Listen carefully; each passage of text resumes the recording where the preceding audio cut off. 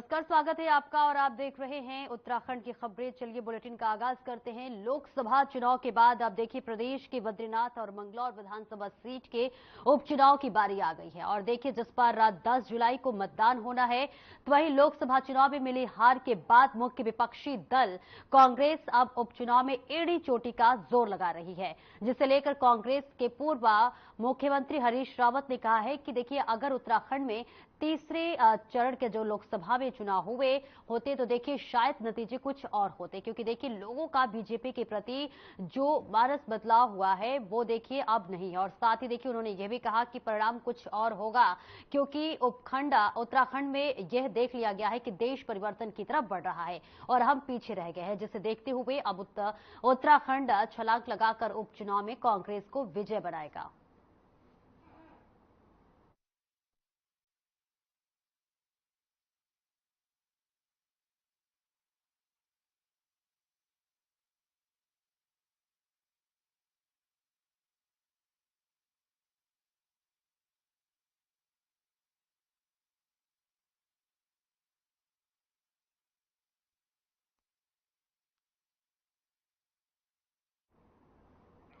तो वहीं astro tourism को लेकर पर्यटन विभाग लगातार कड़े प्रयास कर रहा है और वहीं मसूरी के चार्ज एवरेस्ट के बाद अब देखिए रुद्रप्रयाग में एस्ट्रो टूरिज्म की तैयारी की जा रही है। और इस बात को लेकर पर्यटन मंत्री जो है सतपाल महाराज ने कहा है कि रुद्रप्रयाग में एस्ट्रो विलेज बन रहा है और मसूरी को जॉर्ज एवरेस्ट पर्यटन का केंद्र माना जाता है, जहां भारी संख्या में पर्यटक भी आ रहे हैं। और साथ ही उन्होंने कहा कि हम चाहते हैं कि पहाड़ों की चोटियों में प्राकृतिक माहौल के अंदर टेलीस्कोप के माध्यम से लोग तारों के दर्शन करें, जिसके लिए हम लोगों को एक्सो टूरिज्म की तरफ आकर्षित कर रहे हैं।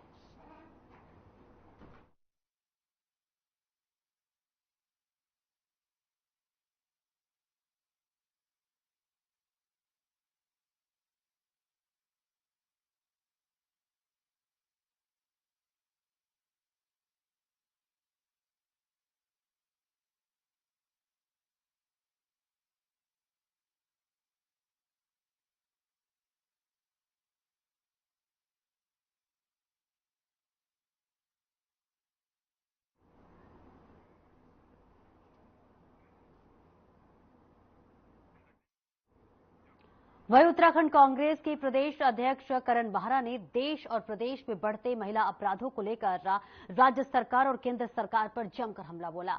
उन्होंने एनसीआरबी की जारी किए गए आंकड़ों को देखिए आधार बताकर राज्य सरकार और केंद्र सरकार पर अपराधियों को संरक्षण देने का आरोप लगाया। तो वहीं उन्होंने कहा कि महिला अपराधों से जुड़े मामलों में बीजेपी के नेताओं का नाम बार बार आता है और उन पर किसी भी तरह का कोई भी कार्रवाई नहीं होती है।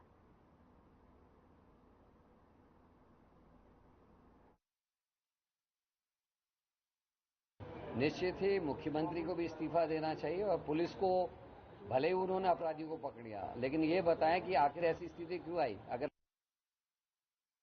आरएसएस के संजय कुमार पे भेजा गया होता, कार्रवाई होती, तो आज हिम्मत नहीं होती। अंकिता भंडारी मर्डर केस में अगर वीआईपी को ना बचाया गया होता, अगर डोजर नहीं चलाया होता, सबूत नहीं मिटाए होते, आग नहीं लगाई होती और वीआईपी पकड़ा जाता, तो छुट भाई ये नेताओं की हिम्मत नहीं होती। चाहे वो इनका किसान मोर्चे का अध्यक्ष हो जिसने मॉलेस्ट किया, चाहे वो इनका चंपावत का अध्यक्ष हो जिसने नाबालिग का बलात्कार किया, जमानत में बाहर है, चाहे 26 जून को बहुत ही बड़ी घटना घटी बहादुराबाद में, भाजपा नेता और ओबीसी के आयोग का जो सदस्य था, इसका नाम है आदित्य सैनी, इसने एक 14 साल की लड़की का बलात्कार और उसके बाद मर्डर हो गया। ये घटनाओं को अंजाम नहीं दे पाते। तो देखिए लगातार ये सरकार पर हमला बोला जा रहा है। महिला सुरक्षा की बात कर ले या फिर महिला सशक्तिकरण की बात कर ले, लगातार जो है सरकार पर निशाना साधा जा रहा है। एनसीआरबी के आंकड़ों का भी देखिए सवाल उठाए जा रहे हैं, आधार बनाए जा रहे हैं कि देखिए आपकी सरकार में जो है महिला सुरक्षित नहीं है। कांग्रेस का लगातार बीजेपी सरकार पर यह हमला है, क्योंकि देखिए बात अगर उत्तराखंड की कर ले तो यहां अंकिता हत्याकांड हुआ था, जिस पर देखिए कार्रवाई तो हुई लेकिन सारे के सारे जो है सबूत मिटा दिए गए। और इस पर देखिए कांग्रेस ने तंज कसते हुए बीजेपी सरकार पर हमला बोला है कि आपकी सरकार में जो है महिला सुरक्षित नहीं है। और देखिए एनसीआरबी के भी जो आंकड़े लगातार सामने आ रहे हैं उससे भी ये साबित हो रहा है कि देखिए कहीं ना कहीं आपकी सरकार में महिला को लेकर वो सजगता नहीं दिखाई जा रही है जो कि एक महिला सशक्तिकरण के लिए दावे किए जाते हैं। वोट से पहले देखिए तमाम तरह के दावे और वादे किए जाते हैं, लेकिन फिलहाल वो जमीनी हकीकत कुछ और ही नजर आ रहा है। यानी कांग्रेस का लगातार बीजेपी सरकार पर यह हमला है कि महिला सुरक्षित नहीं है। आपके सरकार में महिला सशक्तिकरण की बात ही छोड़िए, लेकिन जब महिला ही आपके सरकार में सुरक्षित नहीं है तो फिर आपके वादे और दावे फेल होते हुए नजर आते हैं। वहीं मुख्यमंत्री पुष्कर सिंह धामी इस समय दिल्ली दौरे पर है, जहां पर वो लगातार केंद्रीय नेताओं से मुलाकात कर प्रदेश के विकास को लेकर कई योजनाओं का खाका तैयार कर रहे हैं। वहीं मुख्यमंत्री पुष्कर सिंह धामी ने दिल्ली में केंद्रीय ऊर्जा मंत्री मनोहर लाल से मुलाकात की, जिस पर बीजेपी से धर्मपुर विधायक विनोद चमोली ने भी देखिए कहा है कि इस समय पर प्रदेश में विद्युत उत्पादन कम होता है, जिसकी वजह से इसे बाहर से बिजली खरीदनी पड़ती है। और साथ ही उन्होंने कहा कि केंद्रीय ऊर्जा मंत्री से मुलाकात कर मुख्यमंत्री पुष्कर सिंह धामी ने उत्तराखंड के लिए स्थायी रूप से केंद्रीय तापिया संयंत्रों से जो है 500 मेगावाट अतिरिक्त विद्युत आपूर्ति आवंटित किए जाने का भी देखिए अनुमोदन प्रदान करने का अनुरोध किया है।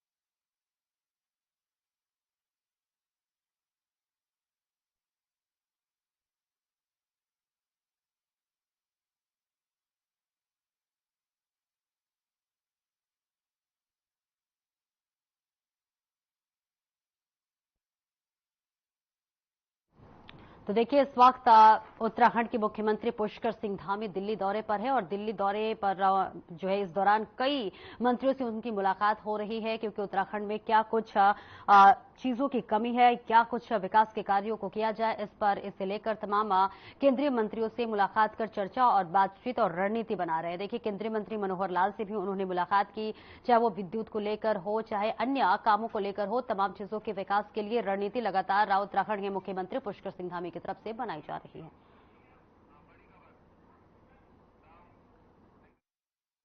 और आगे बढ़ते हैं, जहां पंतनगर थाने के थानाध्यक्ष गजेंद्र सिंह ढांगी को शर्मसार करने वाला एक वीडियो ऑडियो वायरल हो रहा है, जहां पर बता दें कि थाना प्रभारी एक युवती से अश्लील बातचीत कर रहे हैं। आपको बता दें थाना प्रभारी राजेंद्र सिंह डांगी ने युवती से जब अश्लील बातचीत की, तब युवती ने थाना प्रभारी की बातचीत रिकॉर्ड कर ली है। और देखिए किच्छा विधायक तिलकराज बेहड़ से उनकी शिकायत की है, जिसके बाद किच्छा विधायक बेहड़ ने देहरादून पहुंचकर उत्तराखंड के डीजीपी अभिनव कुमार से मुलाकात कर थाना प्रभारी के खिलाफ मुकदमा दर्ज कर उन्हें जेल भेजने की मांग की है।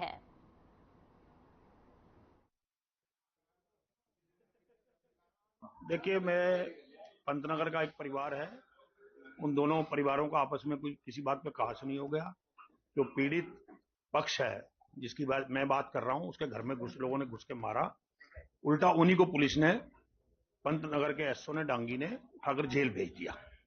वो जमानत पे छूट के आए। 2 बहनें हैं, एक बहन जेल चली गई, उसके पिताजी जेल चले गए। अब उन्होंने अपना पक्ष भी रखा कि हमारा भी मुकदमा कायम किया जाए। उन्होंने लगातार मुख्यमंत्री पोर्टल पर भी शिकायत की, उस पर भी दबाव बन रहा था कि वापस ले लो।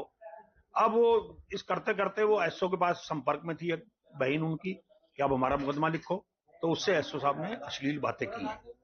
उसकी मैंने जो है पूरी की पूरी जो है क्लिप उसकी डीजीपी को सौंपी है, जांच की मांग की है। डीजीपी ने जांच कर एफआईआर दर्ज करने के आदेश किए हैं। वहीं प्रदेश के सभी वाहनों की फिटनेस जांच ऑटोमेटिक कराए जाने के लिए केंद्र सरकार के आदेशों के बाद उत्तराखंड परिवहन विभाग ने इसके लिए सभी तैयारियां पूरी कर ली है।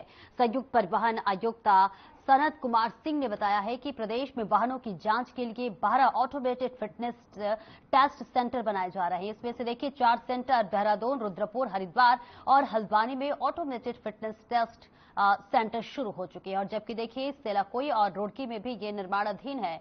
और साथ ही साथ भारत सरकार के सहयोग से ऋषिकेश और कोटद्वार में कार्य चल रहा है।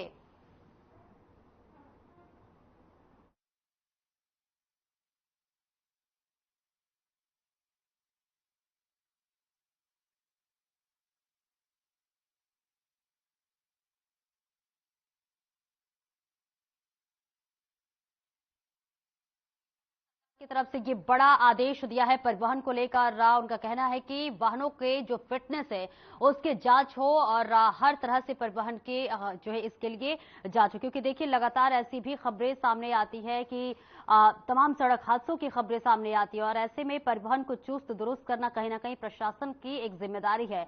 और इसके लिए देखिए केंद्र सरकार भी अब सजग हो गई है और सजगता के साथ वो निर्देश दिया है उन्होंने कि देखिए अब वाहनों की जो फिटनेस है उसको हर प्रकार से जांच करनी चाहिए कि क्या कुछ कमी है, क्या कुछ इसके लिए और विशेष इंतजाम किए जा रहे हैं। यानी कि वाहनों के फिटनेस को लेकर हर तरह से और हर जो है जारी मुमकिन कोशिश करने की तैयारी पूरी तरह से की जाए। वहीं परिवहन विभाग ने भी देखिए इसके लिए पूरी सजगता के साथ तैयारियां पूरी कर ली है।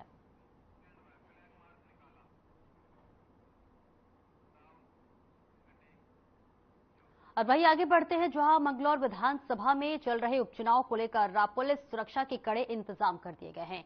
शांतिपूर्वक तरीके से चुनाव संपन्न कराए जाने को लेकर पुलिस प्रशासन ने मंगलौर विधानसभा क्षेत्र में फ्लैग मार्च निकाला, जिससे उपचुनाव में मंगलौर विधानसभा क्षेत्र के मतदाता शांतिपूर्वक तरीके से अपना मतदान कर सके। और मंगलौर सीओ विवेक कुमार ने बताया है कि मंगलौर उपचुनाव को लेकर ITBP force, paramilitary force, BSc, स्थानीय पुलिस के साथ साथ विधानसभा में फ्लैग मार्च निकाला जाएगा। जी हां, इसके लिए निकाला भी गया और देखिए मतदाता बिना भय के शांतिपूर्वक तरीके से अपने मत का प्रयोग कर सके। चुनावी माहौल खराब करने वाले सामाजिक असामाजिक तत्वों के खिलाफ पुलिस प्रशासन सख्ती के साथ कार्रवाई करेगा।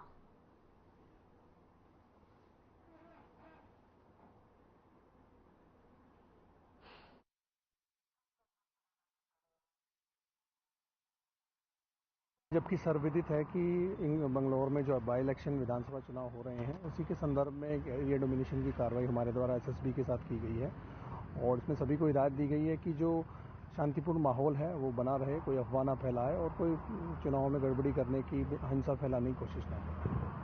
इसके खिलाफ सख्त से सख्त कानूनी कार्रवाई की जाएगी।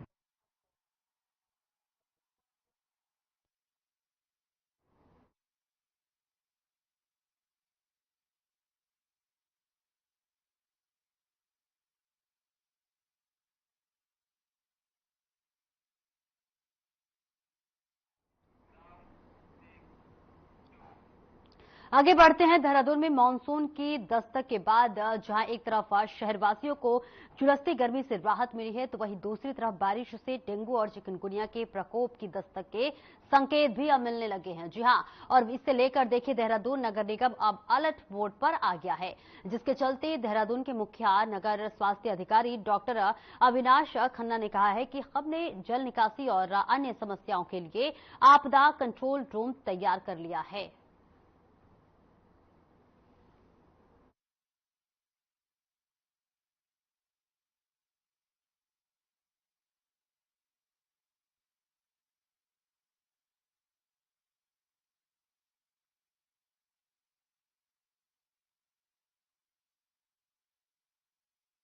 तो देखिए लगातार पूरे भारत में गर्मी पड़ रही थी, गर्मी का सितम देखिए लोगों के ऊपर पड़ रही थी, लेकिन इस बीच बारिश ने कहीं ना कहीं गर्मी से राहत जरूर दी है। बात उत्तराखंड की कर ले तो देखिए यहां भी झमाझम बारिश हुई। हालांकि बारिश से गर्मी से राहत तो जरूर मिली है, लेकिन बारिश कहीं ना कहीं राहत के साथ साथ अपने साथ तमाम वो बीमारियों भी लेकर आई है। बात कर ले देखिए चिकनगुनिया की बात कर ले या फिर डेंगू की बात कर ले, क्योंकि ये साफ पानी में पनपते हैं और ऐसे में देखिए इसको लेकर प्रशासन अलर्ट मोड पर दिखाई दे रहा है, जिसके लिए लगातार हर तरह की व्यवस्थाएं की जा रही है। हालांकि देखिए प्रशासन की तरफ से पूरी व्यवस्थाएं कर ली गई है। हर तरफ से प्रशासन अलर्ट मोड पर आ गया, क्योंकि मानसून के दस्तक के बाद से देखिए कई तरह की बीमारियां भी अपने साथ लेकर आता है, जिसके लिए पहले से ही अगर व्यवस्था ना की जाए तो फिर आने वाले समय में कहीं ना कहीं प्रशासन के लिए बड़ी चुनौती खड़ी हो जाती है, जिसके लिए देखिए प्रशासन पहले से ही अलर्ट है। पूरे क्षेत्र में देखिए वो फॉगिंग भी कर रहा है ताकि किसी भी प्रकार की आने वाली समस्याओं का सामना चुनौतीपूर्वक कर सकें। और वहीं आगे बढ़ते हैं जहां पौड़ी पुलिस ने 9,80,000 की साइबर धोखाधड़ी करने वाले अंतर्राज्यीय गैंग के साइबर को गिरफ्तार कर लिया है। जी हां, आपको बताते चले कि वहां वरिष्ठ पुलिस अधीक्षक महोदय लोकेश्वर सिंह द्वारा आम जनसभा जनमानस के साथ हो रही इस नवीन प्रकार की धोखाधड़ी को घटनाओं को गंभीरता से लेते हुए अभियुक्त की शीघ्र गिरफ्तारी कर घटना का अनावरण करने के लिए टीम गठित करने के लिए निर्देशित किया गया है। और इसी के साथ निर्गत निर्देशों को देखिए क्रम में गठित पुलिस टीम द्वारा ठोस साक्ष्य संकलन और कुशल पता रसी कर कई प्रदेशों से दबिश देकर अथक प्रयासों से जो है लगातार इसकी जांच पड़ताल कर गिरफ्तार कर लिया गया है, जिसके बाद उसे माननीय न्यायालय के समक्ष पेश कर जेल में भेज दिया गया है। तो वही देखिए अन्य अभियुक्तों की गिरफ्तारी के लिए पुलिस लगातार कोशिश कर रही है, लगातार प्रयासरत है।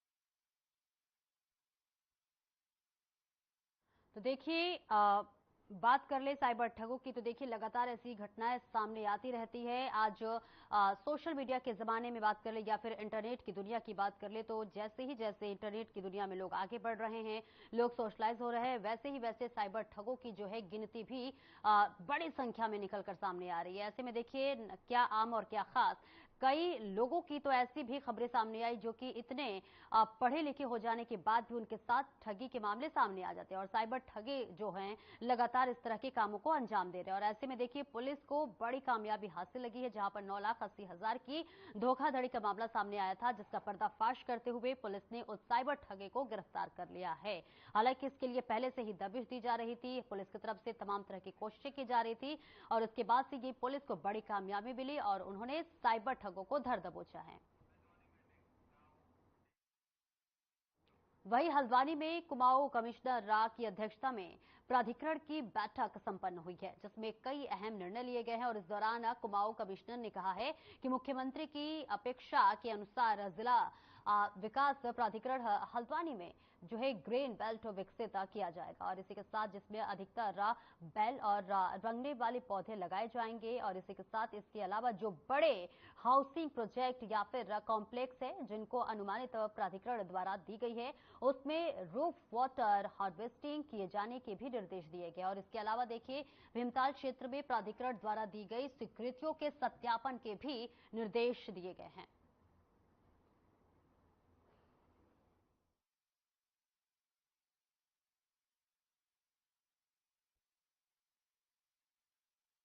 एक तो दो चीजों पे निर्णय लिया है हमने कि हल्द्वानी में कुछ क्षेत्र में, एक लिमिटेड क्षेत्र में, माननीय मुख्यमंत्री जी की भी इसमें उनका एक्सपेक्टेशन है, हम अच्छा प्लांटेशन कराएं। बहुत बड़े पेड़ों का हम नहीं करना चाहते, लेकिन क्रीपर्स का, ऐसे क्रीपर्स हैं, ऐसी लताएं हैं जो साल भर रहती हैं, उसका प्लांटेशन हम करवाएंगे और हॉर्टिकल्चर डिपार्टमेंट के माध्यम से होगा। सिमिलरली एक पायलट बेसिस पे बहुत ही अच्छा ओपन जिम किसी पार्क में एस्टैब्लिश हम लोग कराएंगे। नगर निगम के कुछ प्रस्ताव थे सड़कों के, सामुदायिक भवन के, वो हम लोगों ने पास किए हैं। एक इस बात पे निर्णय लिया है कि पूर्व में जो स्वीकृतियां प्राधिकरण ने दी हैं, चाहे वो ग्रुप। वहीं मुख्यमंत्री पुष्कर सिंह धामी ने नई दिल्ली में केंद्रीय सड़क परिवहन और राजमार्ग मंत्री नितिन गडकरी से भेंट की।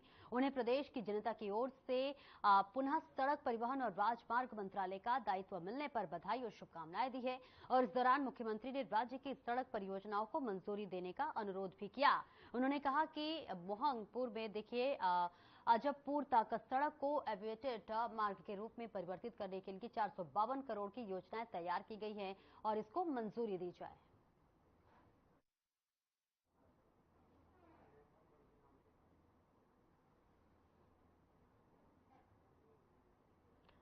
और वहीं आगे बढ़ते हैं जहां पर धरती के साक्षात 8वें भू बैकुंठ धाम की बद्रीनाथ में धार्मिक यात्रा और तीर्थ घाट के लिए देखिए देश के कोने कोने से श्रद्धालुओं की भीड़ बढ़ती जा रही है। बीकेटीसी प्रबंधक की ओर से धाम की मुख्य पुजारी रावल ईश्वरी प्रसाद ने देखिए उनकी अगुवाई में बद्री विशाल भगवान की नित्य दैनिक पूजा को संपादन नियमित रूप से किया जा रहा है। वहीं भगवान बद्री विशाल की सुबह अभिषेक पूजा से लेकर सायंकालीन पूजा शयन आरती तक के लिए क्रम में प्रतिदिन सैकड़ों तीर्थयात्री ऑनलाइन और ऑफलाइन के माध्यम से पूजाएं बुक कर चुके हैं। तो वहीं इन सभी अभिषेक पूजाओं में अपने परिजनों के साथ प्रतिभाग भी कर रहे हैं।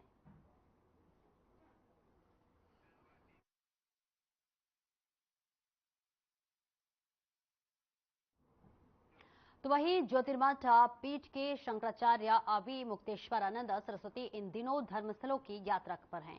और देखिए, चमोली मंगलम यात्रा के तहत 14वें दिन शंकराचार्य अभी मुक्तेश्वरानंद सरस्वती अपने शिष्यों के साथ थराली विकासखंड के कुलसारी पहुंचे, जहां पर स्थानीय लोगों ने आदि गुरु का फूल मालाओं के साथ भव्य स्वागत किया और कुलसारी से काली मंदिर तक कलश यात्रा निकाली। वहीं शंकराचार्य अभी मुक्तेश्वरानंद सरस्वती ने कोलसारी काली मंदिर में पूजा अर्चना की और भक्तों को आशीर्वचन दिया। और वहीं मीडिया से बातचीत में उन्होंने कहा कि विश्व मंगल और विश्व कल्याण की कामना की उन्होंने मंगल यात्रा शुरू की है। सब विश्व मंगल की कामना करते हैं। हमारी जो भारतीय संस्कृति है वो वसुधैव कुटुंबकम की भावना से ओतप्रोत है और चाहते हैं कि विश्व का कल्याण हो, नारा भी लगाते हैं। तो हमने ये सोचा कि क्या केवल नारा लगाने से या केवल विश्व का मंगल सोचने से मंगल हो जाएगा, कि उसके लिए कुछ। वहीं उत्तराखंड में बारिश का मौसम शुरू हो चुका है। बारिश में उत्तराखंड में लैंडस्लाइड की घटनाएं बढ़ जाती हैं और देखिए, लोक निर्माण विभाग ने भी अपनी तैयारी पूरी कर ली है, क्योंकि भूस्खलन होने से सड़कें बंद हो जाती हैं, कई दिनों तक का यातायात प्रभावित होता है और ऐसी स्थिति पैदा न हो, इसके लिए सभी कर्मचारियों की ड्यूटी लगा दी गई है। बाढ़ में देखिए कुछ क्रॉनिक लैंडस्लाइड एरियाज हैं जहां पे हम लोग हमेशा मशीनें अपनी प्लेस करते हैं, जिससे कि या जो आवागमन है ज्यादा टाइम तक के लिए बाधित नहीं हो बारिश की वजह से।